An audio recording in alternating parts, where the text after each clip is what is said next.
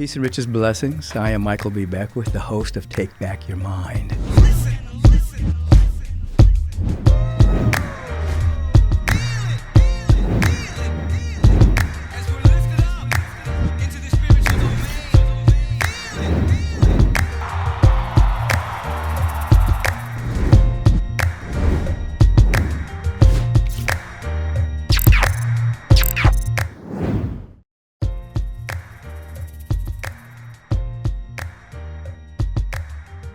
Peace and blessings. I'm Michael Beckwith, and I'm welcoming you to the Life Question of the Week podcast on the Take Back Your Mind podcast. I have a big smile on my face because inside, I'm just grateful and thankful that I am me. I get to do this. I don't have to do it. I get to do it. I get to talk to millions of people, answer questions to the best of my ability.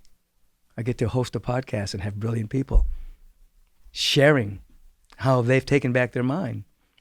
And so today, I get to be with you right now on the Life Question of the Week. Alvorine, she asked this: I've been best friends with the high school classmate for over 30 years. A few years ago, I began a personal development journey which exposed me to new ideas and ways of thinking. And as a result, the conversations between my friend and I gradually became strained, especially in the last 2 years. I wrote her a letter about this, which sparked a discussion between us. And afterward, our conversations started to flow a little better. But our last conversation felt like an hour-long tug of war and left me feeling so mentally and emotionally exhausted. The next day, I texted her saying we should take a break from our catch-up sessions for a while. This felt like the right decision for about 24 hours. And then I started feeling really bad about severing our 30-plus year friendship and doing it via text. What are your thoughts on this? I was actually not thinking about it at all until I read this.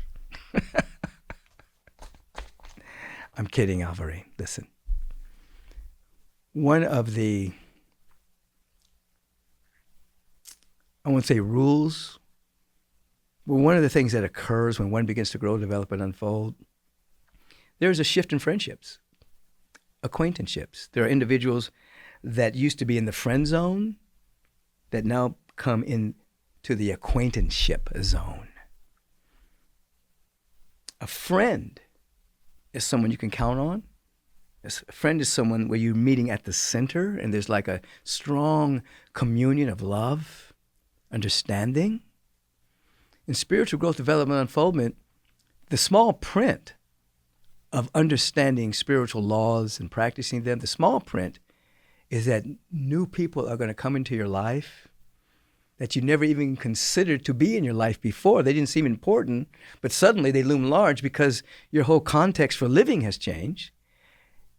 The small print is that other people will start to fade because you were meeting them on the surface, and now you've gone a little bit deeper. So, this is just a part of the process. Doesn't mean this person has to be out of your life. I tell people, you draw the circle big enough so that even when this person becomes an acquaintanceship for a while, you still keep them in your heart. But you said something here. Our last conversation felt like a tug of war, an hour-long tug of war, and left me feeling so mentally and emotionally exhausted. So it appears as though you guys are having a tug of war around ideas and opinions and things of that particular nature. I talked recently this week about staying in love with people even though we disagree with them. And so you may want to bring that into your perspective a little bit. But if it's untenable, then there's nothing wrong with saying, we need to take a break. Now, I wouldn't do that via text. I think you've known this person for 30 years. It might be wiser to call this individual and say, hey, I know I texted you. My bad. I shouldn't have texted you. But it appears as though whenever we talk, it becomes a mental tug of war. We can't really make any traction in our friendship, in our loving relationship. Maybe we need to take a break for a while. marriages do that. It's called the lover's holiday, where people sometimes just need to be separated for a while and have their own moments of solitude and being still.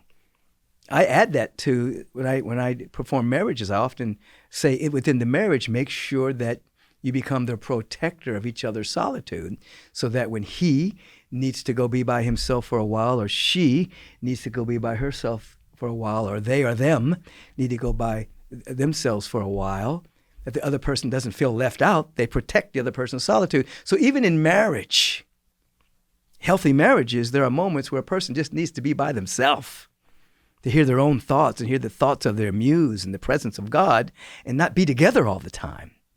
You see, even Khalil Gibran speaks of this in The Prophet, about be together, but not too near together, that the winds of life not have enough space to flow between you. So if that can happen in marriages, healthy marriages, where people aren't clutching so strong that they're squeezing the life out of the marriage, or just, it could be just a relationship, a boyfriend-girlfriend kind of thing, you see. Then in friendships, it can happen too. You need a break. It's okay. There's nothing wrong with that. You're not being stalkers and holding on to each other to make each other happy. No, that's immature. You grow. You bring happiness to your relationships. You don't try to get happiness from them, you see. So based on your question, you're looking at the fact that you've known each other for 30 years, that this is a big deal, that you need a moment of respite from each other. It doesn't matter whether it's 6 months or 30 years. If there's a tug of war happening, you might need a break. You might want to look at, can you stay in love without having to agree on everything? But sometimes when a person grows, the other individual feels left out, they feel left, they feel abandoned, sometimes they even feel betrayed. This might be a part of the dynamic of the conversation. Keep your heart open, speak your truth. Not your truth. Speak the truth as you know it to be in that moment. And let the spiritual chips fall where they may. I've seen things happen where people had to separate for a while, and then they came back and they both had changed, and they entered into a relationship at a higher level because they were in relationship with the new versions of themselves. Again, that happens in healthy marriages as well. It's not just married to the same person for 30 years. Ooh, that's called eternal damnation. No, you're always married to new versions of yourself if everybody's growing. This happens in friendships as well. So you've done nothing wrong. The only thing, I won't say wrong, the only thing that you can do better is not text the end of a relationship. Just call and say, hey, we're struggling right now. Let's just take a break. Let's reconnect in a few weeks. Let's think about what each other has said. And then if you come back, if the conversation is still untenable, you grow, keep the circle big enough so that person fits in your heart. And you're going to discover people that, as you're on this path of self-development and unfoldment, that are resonating with that frequency. And you're going to be so enthused about being in that those new relationships that you'll bless the old relationship. You won't denigrate it and put it down and say they're stupid and they don't know. Just love them. You'll be very enthused about the newness of the people that are coming into your life now. And then you never know. You might change. The other person might change. You may be back together again in the physical. But you, if you've had an insight, follow it. Follow your bliss. Follow your insight. You're going to let go of some things, and you're going to embrace some new things. That's for sure. Have a beautiful day. Hey, thank you for joining me today. If you'd like to ask a question, please email me at podcast@michaelbeckwith.com. And you know what? Your question just might be featured. Have a beautiful and bright day.